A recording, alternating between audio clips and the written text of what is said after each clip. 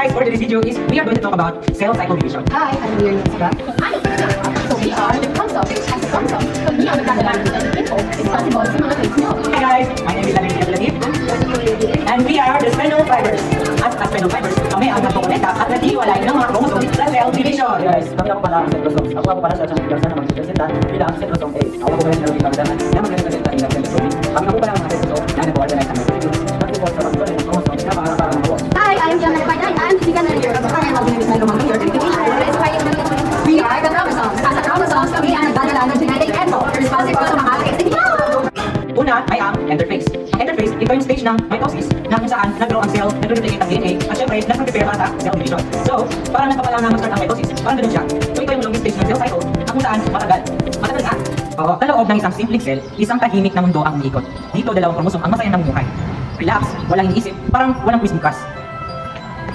Ano na lang sabi ko dahil yung chromosome, walang hihila, walang person.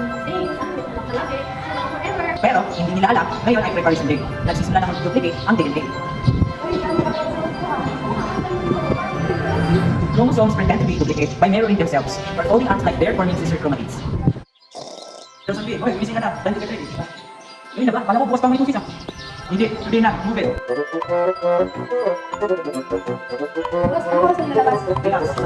Hey guys, matagal pa. Matulog muna tayo. Pangalawa ay ang prophase. So ang prophase, alam niyo ba guys, ito yung first stage ng mitosis kung saan nag-concentrate ang chromatids na into chromosomes. So, ang nangyari is nag-start mag-form ng spindle fibers, parang napapalang na maghiwalay ang mga chromosomes. Pero di pa yan of course. Nagkikintay ang signal na go, go, go, go, parang gano'n siya. Pero relax lang. Sa prophase, nagsimulang magbago ang lahat. Yung mga palang chromosomes, nagpo-condense. Nagiging visible sila. Parang biglang nagkaroon ng spotlight. Chromosome curl up, stand straight, at compress. At ang nuclear membrane, nagsisimula ng mag-fade away. Bye-bye! Yung ginagawa ko, miss you!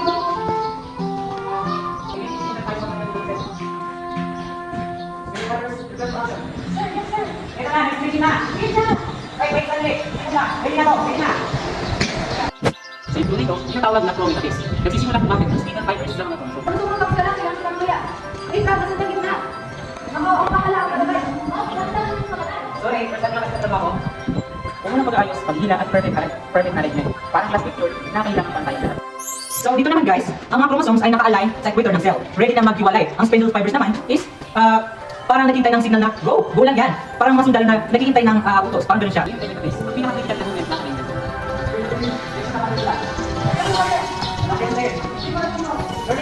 Ready na. Ganit sino ba? Hilay ka intay. Oo, parang tayo. Ang apat naman ay ang anaphase. So, parang go na yan guys. Parang gano'n lang siya. Yung mga sister ng chromatids ay naghiwalay at nag-move na sa opposite na poles ng cell nila. So, parang nagunahan sila. Parang gano'n lang. Ang bilis, di ba? At mga tindakan sandali, anaphase, ang paghiwalay ng sister chromatids. Sister fibers, hindi ko your noise. Hilahin! Like na. Ay, teka, teka. Pero, ganun pa rin. Kapit lang kung mo ikaw. Salamat ba ba ng ipalian? Oo, alas na ulit tayo. Ang lima naman ay ang tinatawag natin na telophase, of course. At alam niyo ba guys, dito na nagtapos ang drama. Parang gano'n siya. Parang doon na nagtapos yung kwento ni cell. Pero ang mga chromosome ay nag-start na mag-uncoil at mag-form ng nuclei.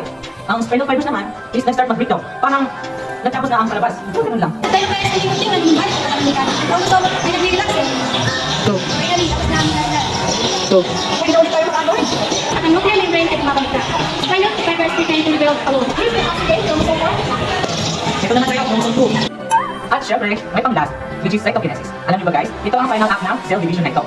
Ang cell ay nag-divide na at nag-form na ng two identical cells. Parang nag-multiply na sila, parang gano'n. Parang mga magkakaibigan na maghiwalay pero magkikita ulit. So, yun lang po guys, at sana maintindihan niyo ang video na ito. Okay, ito kayo sa amin. Dito kayo sa kanila. Spinal